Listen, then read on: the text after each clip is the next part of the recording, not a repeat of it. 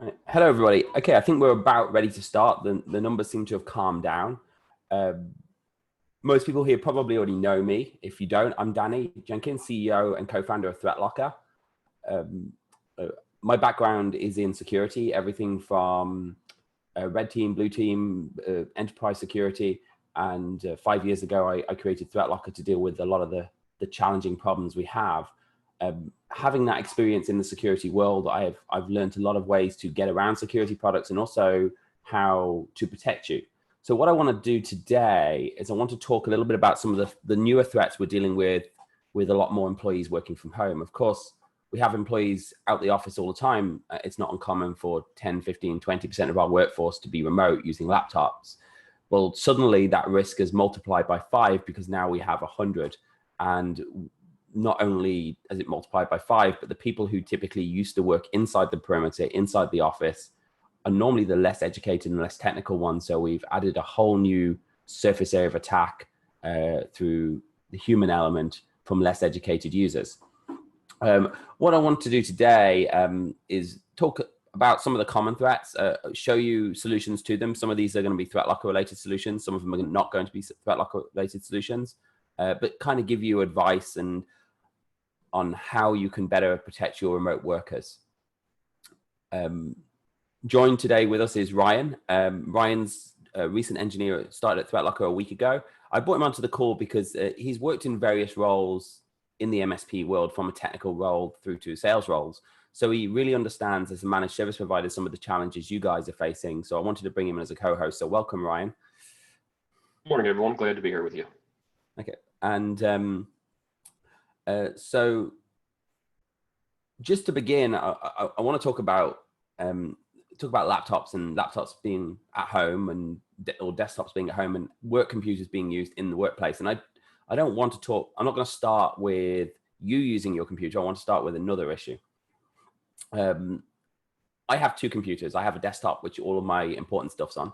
And then I have a laptop, which I bring to trade shows with me, because the idea of someone having all my critical stuff on my laptop and someone walking up to a trade show and picking it up is terrifying. So I carry a second Microsoft Surface laptop, which I bring to trade shows, and I pretty much have nothing on it. But I'm sure that's unlike most people who carry a lot of stuff on their laptop and a lot of important things. Well, this week, my kids are working from home, or schooling from home, a better word, and they're doing Zoom sessions with their teachers. And I have a business laptop, and my wife has commandeered it for my son. So it's now not my laptop. And now this is a pretty restricted machine, and it's, like I said, it's really used for trade shows, but a lot of us are dealing with laptops that are not used for trade shows, and our kids are saying, we need to do our schoolwork, and I'm 9 years old, so don't have a laptop. And we're having to allow our children to use our technology. So this becomes an issue for business because, well, we would like to say to our employees, don't use your work laptop for your kids. If we can't guarantee that they're not going to, we can't guarantee that they're not going to take their laptops home and use them. So what I want us to talk about is what can we do to potentially stop other people using it, monitor laptops, monitor our kids using these on school sessions and limit what they can do if they are. And secondly, just secure these laptops. Also, I'd like to invite, we've got about 37 attendees so far.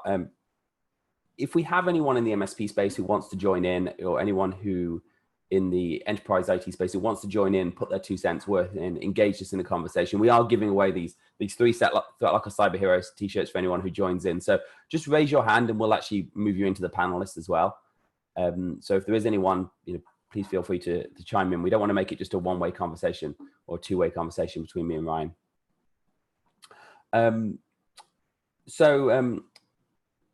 I'll lead to you, actually, Ryan. Do you have children working from home, well, schooling from home as well, or?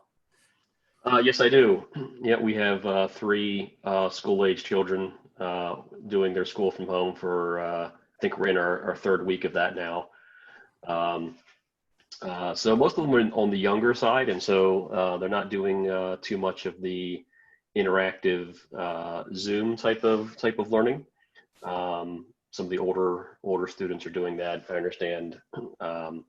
Yes, unfortunately, I have a graveyard of laptops laying around that are certainly not great, but good enough to do some basic schoolwork on. So I haven't had to steal my work laptop or anything like that to get schooling done. And as our children are using laptops, if we are giving them work laptops, we obviously need to make sure they're locked down. But what I did want to do was say, if you give your customers the tools to be able to see what their employees are using their laptops for, they can make the decisions. Do I want to work from home? Do I want to allow them to use children laptops, and do I want to allow them to run that software? So it is a really important consideration that when we're taking laptops home, we're giving them out. So, and I'll quickly share my screen and just show you some of the things that ThreatLocker does to, I don't know what I just did. I didn't cut myself off anyway, so that's good. Share my screen. There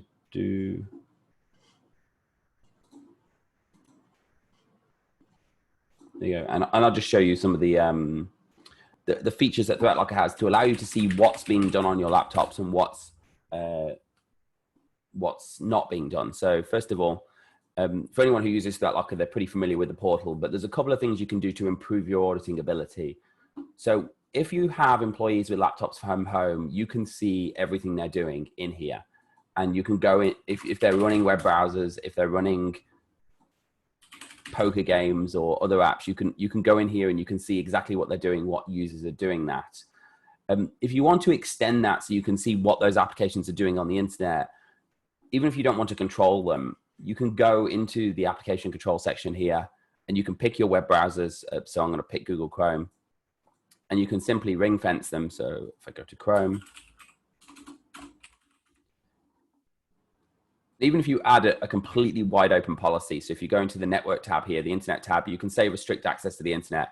You can limit these to certain sites. If you do have employees, and if you can limit your employees to certain sites, I recommend you do. There's a lot less web security. There's no firewalls outside the perimeter. So if your employees who are working from home are logging into a portal and they're entering data all along, if they're logging into your CRM or your billing system or whatever it is, and that's all they need to do their job, and you don't want them browsing the internet from their work computer while they're at home outside the perimeter, you can actually go in here and just list the sites. You can say you're allowed to go on one specific site, and that's it, one specific IP address, and that's it. You can also deny specific sites in here. So you can go in and you can say, I want to deny Facebook, I want to deny YouTube on these machines. But if you just wanted to allow them access to everything and you want to see what they're doing, you can go into here, you can enable ring fencing for Chrome, which should be enabled by default if you've added our suggested policies. Just check this box to restrict access to the internet, and then just add a wildcard in. You can add a wildcard for all ports, so you can just say you're allowed anything on port 443.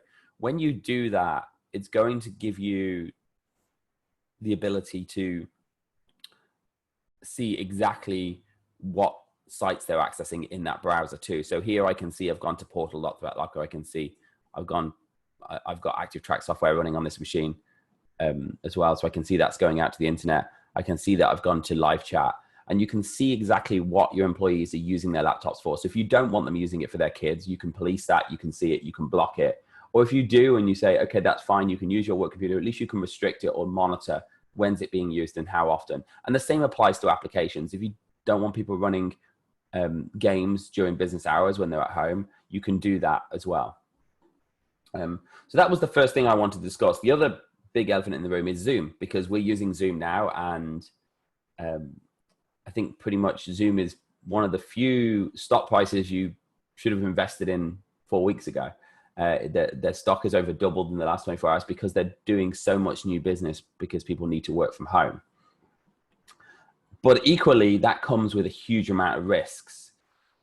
We published a video earlier on in this week that addressed one of the vulnerabilities in Zoom, which has now been fixed. So before we go any further, if you are using Zoom, if you do have users using Zoom at home, get them to download the latest version of Zoom, especially if you're not using ThreatLocker. There are 3 vulnerabilities in Zoom that are really important.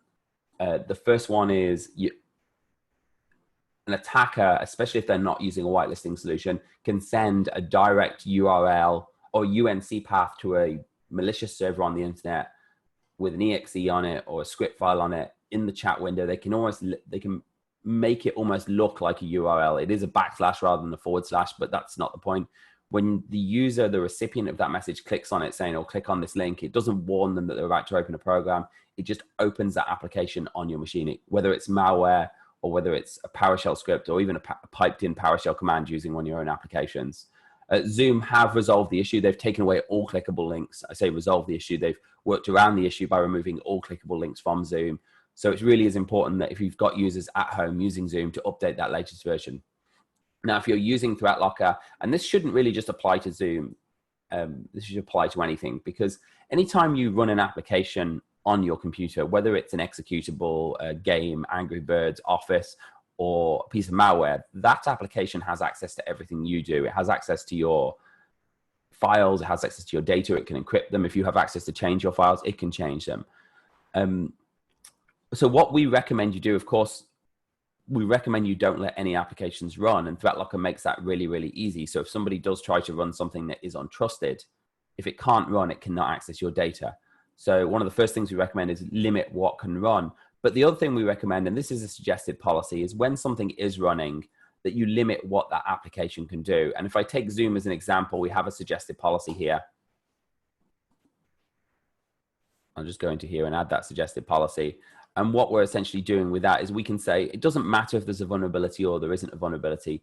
We don't want Zoom to be able to interact with other applications. If you're using the whitelist, it won't be able to interact with anything that's not on your whitelist anyway. But we don't want it to interact with other things. Or certainly, even if you're using the whitelist, we want to stop it interacting with PowerShell and scheduled tasks and regedit. Because if you allow it to do that and you don't have your Zoom account patched, you could potentially allow them to create vulnerable tasks on your system, run PowerShell commands like enabling BitLocker or things like that. So if you can ring fence Zoom so it can't call those applications, it's going to stop that. And it shouldn't just be Zoom. This is very responsive with Zoom, but if you have WebEx or GoToMeeting or any application that interacts with the outside world, go into here and say, ring fence it and don't let it call these applications. You can even add it into the Zoom policy, the suggested Zoom policy. The other thing you want Zoom to not be able to do is access your files, because Zoom doesn't need to access your files. It doesn't need to access your content. So if you check this box here, and it is checked by default on the ring fencing policy, it says, don't let it access any of my files. Don't let it access my file shares. Don't let it access my documents folder if that's categorized as protected. And then if there is a vulnerability in Zoom that we don't know about, and of course there's one this week that we do know about already, but if there's one that you don't know about, it's going to stop Zoom from accessing those files. You can restrict it making changes to your registry as well, and also restrict it going out to the internet. So you can say, I only want Zoom to be able to go to zoom.us. Now, if you do have extra plugins in Zoom, you need to make sure you add those plugins in. But this is a really effective way at limiting what applications can do that are compromised, because every single month we hear about a new application that's got a new vulnerability. In November, there was a huge one with Internet Explorer where attackers could run a PowerShell command directly from your browser without any clicks from the user. And we're always as security professionals, we're always chasing our tail, trying to deal with this, find a solution for the latest vulnerability. A smarter way is to go in there, say what applications need to run, nothing else can run, and the things that do need to run, we're going to control what they can do. So if Office needs to run, don't let it call PowerShell. If Zoom needs to run, don't let it call PowerShell. Don't let it go out to the internet where it shouldn't do. Don't let it need to access your files. So if you are using Threat Locker, go in here, add the suggested Zoom policy, and let's set it so it cannot access your files and it cannot launch PowerShell or any of those other attacks. If you're not using Threat Locker, it really, really is important that you make sure every user has updated their Zoom client. Unfortunately, Zoom did pop up with the users suggesting they update, but they did not tell the user that there was a security issue. They just said fixes UNC bug in the release notes. So the users aren't likely to be in a rush to say, oh, I want to close my Zoom session and update it. The other things that we're talking about with Zoom is waiting rooms. So if you are using Zoom, there was a case in Florida yesterday where a sex offender, a pedophile, entered a school Zoom room, randomly found out the code or guessed the code, entered the room immediately and exposed himself to all the children in the class, which is obviously disgusting. The same applies to your corporate conversations. Well, we're less likely to be worried about someone being inappropriate and exposing themselves on a video channel. if we do have corporate conversations and people drop into these conversations without us being aware, that's potentially very dangerous. So if you're having calls with your customers, if you're or you have clients that are using Zoom, recommend that they turn on their waiting rooms. They don't automatically let people into the room, because it's very hard to see while you're in a meeting that someone just dropped in on the room. And I can't even see who's in the conversation most of the time on a meeting. So having that waiting room gets an alert saying somebody wants to come in. Do you want to let them in? Make sure you enable that. If you do have education clients, obviously that's super important. But even if you have business clients, we don't want someone eavesdropping on our conversations. And then likewise, you need to be very cautious. This isn't necessarily related to Zoom, but any remote sharing tool, whether it's GoToMeeting or Zoom, these features, these applications do have file transferring abilities in them. These file transfer abilities bypass your email security, they bypass your web security. And people are able to send files through these applications. So it is important that you do have some kind of whitelisting solution or some kind of security solution to stop people running untrusted software, because this file transfer is going to allow problems. And if the application has the ability to, and I've got a chat coming through here, I'm trying to figure out how to read it. If the application has the ability to stop file transferring at a corporate level, try and do that if you don't need it. And if you can excuse me for one moment, I'm going to try and figure out how to open chat. Yeah, Danny, the question that came in through chat is there more information regarding the situation on Zoom from yesterday? I'm not sure if maybe you can follow up with that, Adam. Are you referring to the school situation Danny referred to, or just the vulnerability in general? The school situation. So I don't know if there's any more on that. Oh, if there's no, I'm only telling you what I can find the press release or the news report on it. But essentially, it was a Florida-based school. All I know so far is what was reported in the press yesterday, which is somebody entered a classroom Zoom session.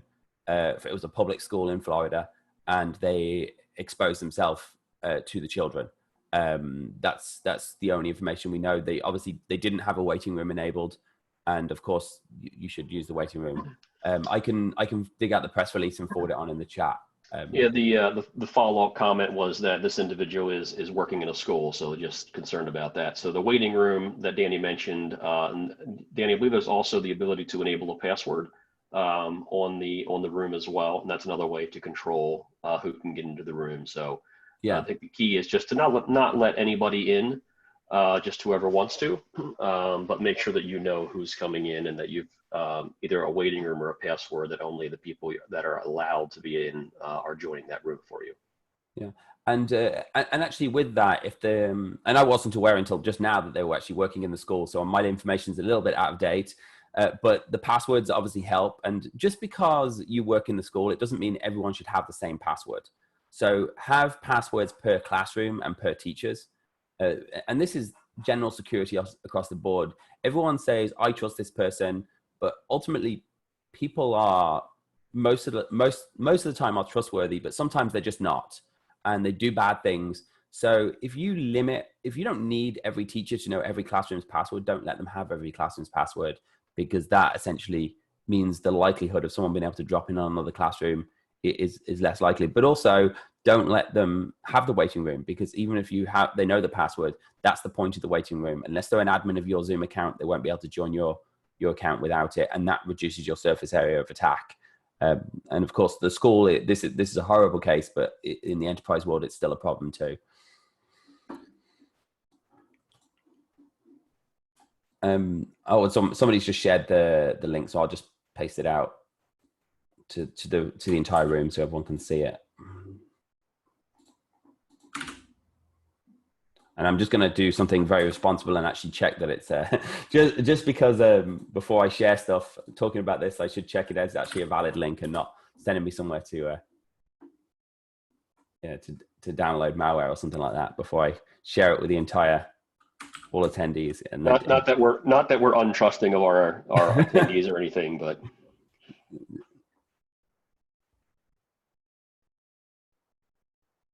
Yeah, and somebody just commented that they're glad that Zoom fixed the bug, and I'm happy they fixed the bug. And unfortunately, software has bugs, and I try not to beat up too much on vendors because of bugs. I was disappointed in two things, and we posted a short video on this when they fixed the bug. One is when I copied Zoom into my demo environment to run it, because I normally run Zoom on my desktop and share my virtual machine. When I copied it, and I tried to run it, I'm a local admin on my little demo VM, and it tried to elevate. So I was really annoyed at this because Zoom doesn't need to elevate. And this was the first time I've ever ran it as an admin to even know it tried to elevate. So that was a bit disappointing because by trying to elevate as a user, if I'm a local admin, which I shouldn't be, I'm just going to click yes because I think, oh, it needs to elevate. And that means that these vulnerabilities, these bugs now have access to the kernel level of my system. So they can now, I mean, it's bad enough that they can get our data and they can copy or encrypt our files, but now they can put keyboard loggers and things like that on there. So I was a bit disappointed that Zoom elevated. The other thing that I thought was bad from a Zoom point of view was that they didn't, when they released the fix, they didn't tell people this is an urgent fix. Make sure you download and run this fix now. It just said in the release notes, fixes UNC bug, which isn't going to make people download it. Now, I know as IT professionals, we see this all over LinkedIn. We see this all over the tech news, but someone who owns a small medical practice or a school doesn't read tech news. They don't, and even if it's on the, and it did actually make it up to CNN somewhere on the front page, but they're not necessarily going to follow that. So it really was the responsibility of Zoom to make sure their clients are aware we have a security vulnerability, fix this by downloading this. And because the ultimate goal is to stop people getting infected and not to save face in that case. Like I said, I'm not as beat up on the fact they had a bug because everyone's software company's software has bugs and that's just the nature of it. But the process they followed has been very disappointing. But on that as well, it doesn't matter. We shouldn't be waiting for vulnerabilities. We should be ring fencing applications and limiting what they can do. So because vulnerabilities are going to come up, they come up every month. And if we're chasing them, and we should be chasing them as well, but if we're relying on chasing them, we're going to miss things. So if you can ring fence as many applications as you can, and just for those who don't get the concept of ring fencing, because I know we do have a lot of ThreatLocker clients on here and some not. The concept of ThreatLocker is very simple. The first level is we don't want applications to run that aren't trusted because applications are dangerous. So block anything that's not trusted. And that means blocking malware, whether it's known or unknown. And the second stage of ThreatLocker is even applications that are allowed to run, we shouldn't put complete trust in them. We should fence them off, limit what they can do. So if they are compromised or they turn out to be bad. So just because we permit, and it could be bad code. So if you run Angry Birds on your computer and it happens to have a bug in it, that's fine. But equally, if we go back to, I remember back in the late 90s, early 2000s, actually maybe even late 2000s, there was a tool called Daemon Tools, and it was an ISO mounting tool. Every single computer, I did some in a finance company and a big company, every machine had this tool on it. It was a free tool for mounting ISOs. It was very convenient. The problem is one day, it was a Chinese company, they decided they were going to sell their soul, and they pushed an update out to everybody that had malware in it, and suddenly everyone was getting Viagra drugs popped up on their screen and things like that.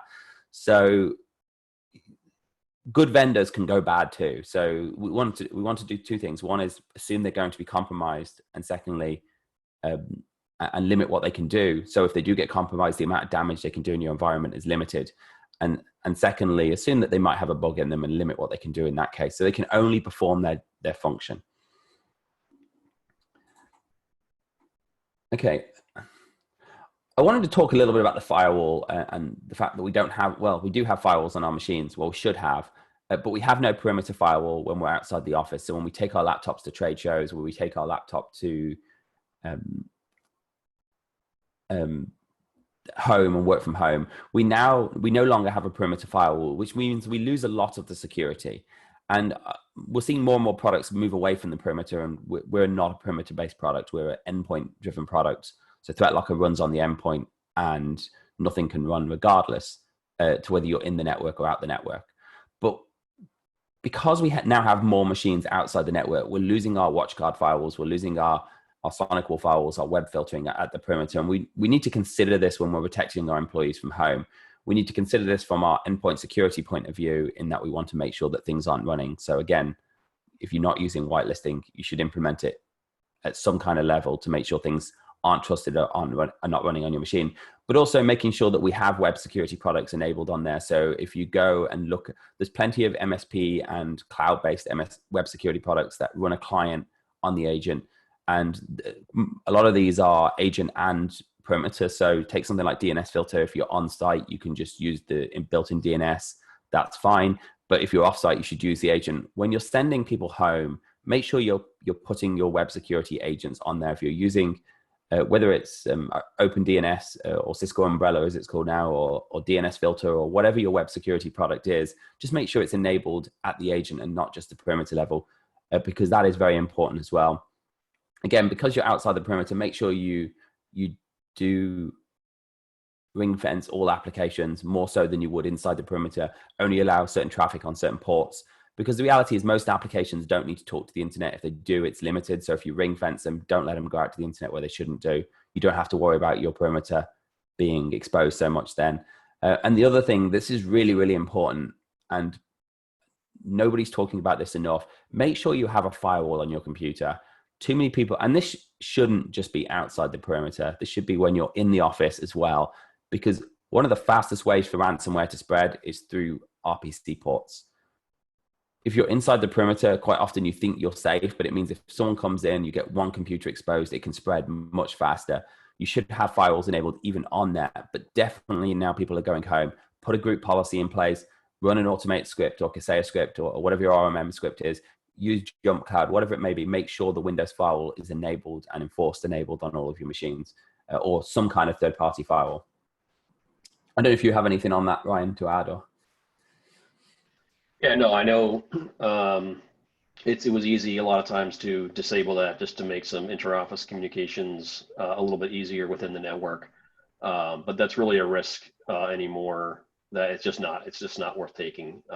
Take the time to set your firewall settings the way they need to be set so that you can do the work that you need to do. But just simply disabling a firewall, unfortunately, is just not a good practice anymore. We could get away with it years gone by, but it's not reality in the world that we're in today. Okay. Another thing I wanted to jump on was protecting your remote desktop servers and remote desktop sessions coming into your office.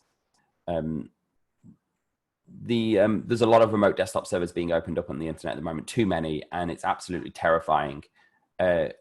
We've had cases where people who run ThreatLocker have had an attacker get onto a remote desktop server, try and run malicious software, try and run ransomware, and actually hit request permission because they couldn't run it.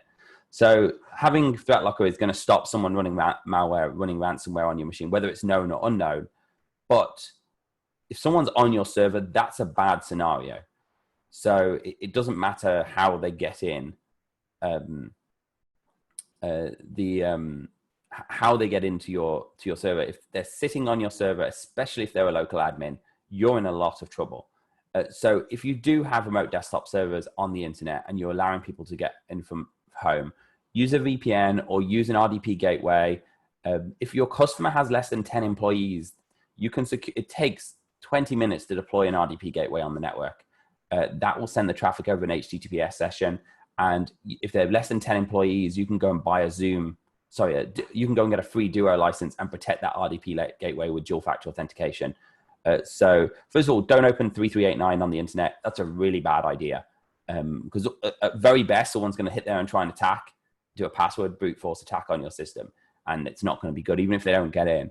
But if you do open up that port, if you do need to open RDP, use an RDP gateway. And if you can, Duo has a free license for businesses with less than 10 users. If they're more than 10 users, it's a couple of dollars a month. I don't know the exact price, and I'm not an agent of Duo, so I'm not trying to endorse them because it's free and it's easy to deploy. It shouldn't take you 20 minutes to deploy an RDP gateway. If you have those ports open, go and do it.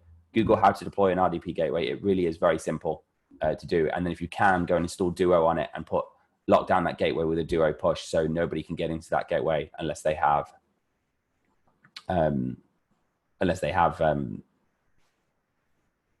access to your Duo account. And again, keep your password secure. Now, the other thing is the servers that are published, and RDP servers, even more so than desktops, because they are multi-tenant, make sure you lock them down. Make sure users can't run software they can't. they shouldn't be able to run for two reasons. One is if they run malware, it's bad, but also if somebody downloads something that eats your CPU on a shared resource, that's going to affect all of the users in your environment. It's going to take it down. So you can use Threat Locker to push out to your agent. And again, for those who don't know Threat Locker, deploying it is very, very simple. You just download the agent, install it. You can push it out through your RMM, and you can deploy to all of your customers at once if you like. It will catalog what's in your environment, build policies for you. You wait a few days. We recommend a week, but if in the interest of urgency, you can wait a few days or even a day, lock it down, uncheck the monitor only box, and then nothing new can run in your environment. And what it will do is we'll actually show you all of the apps we found. So we'll say we found Zoom, we found 7-Zip, we found Box and iTunes. We'll match them with known apps. So if they update, we'll make sure they're going to be updated. The new versions are allowed as well. So and then and any custom apps will find them too. And then you can just lock them down as you feel fit. Delete anything you want from that list. But if you do have RDP servers, if you do have people accessing remote machines, locking them down is really, really important. As is locking down every machine. And we got another question came in. We talked a bit about Zoom and the bugs that they have, and somebody is asking for our take on Microsoft Teams. I've seen some mixed reviews on their security as well. Do you have any input or comments on the Teams application? Yeah, so Teams, like everything else, and I think it's a little bit more open than Slack in that it obviously integrates into SharePoint, which makes it even more scary. But Teams, Zoom, Slack, the problem is with these applications is they're all allowing, well, it's the same scenario, same old problem with security in general. Back in 1990s when we started setting up mail servers, SMTP servers, they all open relay because we thought, oh, no one's ever going to use our server. What's the point? And then spammers started using our servers to send spam. And then we added a blacklist of open relay people who sent spam. And then eventually everyone locked down their server, and we went to, you can only send mail through the server if you're trusted. And we've seen this dynamics throughout security, full stop. We saw it with viruses. We had computers, we started getting viruses, we installed antiviruses, which were blacklists or heuristical looking for suspicious behavior, and we'd try and block that. And now we're seeing the world go to a zero trust model where they say, okay, we have to stop trying to look for bad. Now we just need to say, what do we need? That's all that can run. And the same applies. We're going through the same scenario with Zoom. It's Microsoft or Teams. Microsoft has made Teams incredibly easy to use, except dialing into a conference call, which is impossible. Incredibly easy to use, very easy to transfer files, but that comes with a risk. There are configurations you can do in Teams to lock it down. It's not easy because it requires group policy. But if you do use Teams again, and you are allowing people to join team sessions and transfer files and have shared OneDrive or SharePoint sites through Teams, again, having the endpoint security on your machine locked down is super important. Making sure they can't run executables or script files that aren't trusted is really, really important. But it is opening a big hole, but equally it's a hole that's offering a value. And the goal here isn't to block everything. It's to secure us with the least surface area of attack possible. So is Teams more or less secure than Slack? I think that's an argument that we could get into all day, but it is definitely a new way that people are getting into your machine. And that really drives back down to securing your endpoints is now a lot more important than securing the perimeter, because there's too many ways things can get in. Going back in 2003, the only things that could get into your system were if you had through a web browser or through an email. So you had to secure your web browser and your email. Now there's so many different methods. There's file sharing tools, there's encrypted packets, there's Teams and Slack and instant chat and Zoom sessions, and there's so many different ways for data to get in. So we really should focus on making sure the endpoint is secure, because we have to assume ultimately it's going to get onto our endpoint. Okay, so I want to talk about USB drives as well, because now we're working from home, more and more people are using portable storage or external storage devices. And it is really important that we get a grasp of this, because, and I want to show you an example of this. And I did a lot of red hat or white hat type stuff, hacking before. And one of the things I would do, so I want to say, well, you can't trick the technical people. And that is not true. You can trick technical people, and I could easily be tricked myself. And I was explaining to our CFO how I would trick him if I wanted him to run something, because I have a little bet running that I can get him to try and execute something on his machine. Well, unfortunately, I keep giving him my tips, so I'm not going to win this bet. So you take a USB drive and you copy something to it, or you get that USB drive. It's very, very easy to put malware on that and make it think it's normal. So there's a few things I want to talk about here. One is obviously controlling what's on your USB drives. Apparently mine's blocked, so let me just permit that.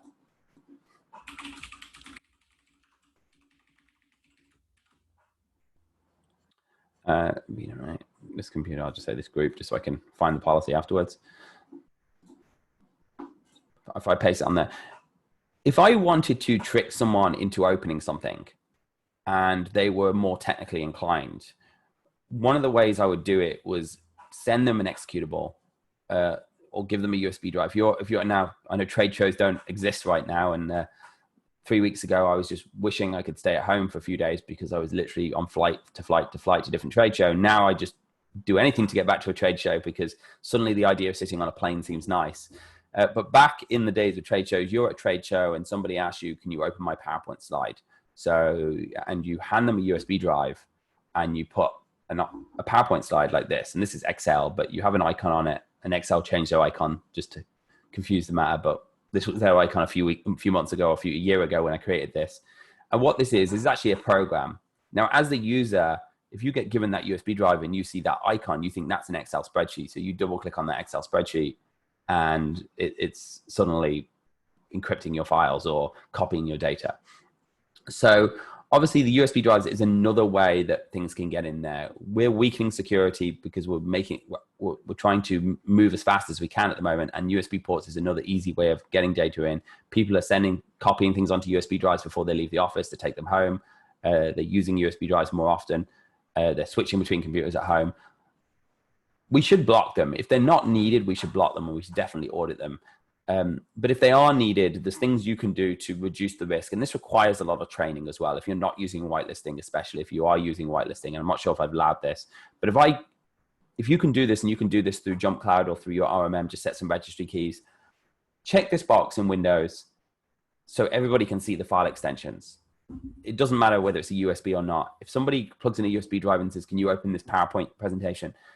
At least the user has a chance to see that's a PowerPoint presentation very, very quickly. Not a PowerPoint, not an Excel sheet, or not a PowerPoint presentation. They can see it's just a .exe. Oh, why is someone trying to get me to open a .exe? So if you can, lock down USB drives, because this is another way of data getting in. It's another way of data being copied. If you can't lock them down, audit them, enforce encryption on them. If people are taking files out the office and they lose those files on the way home, it's a bit of a disaster. So enforce encryption on USB drives. You can do that through ThreatLocker. You can do that through a lot of other tools, and I'll show you quickly how to do it through ThreatLocker.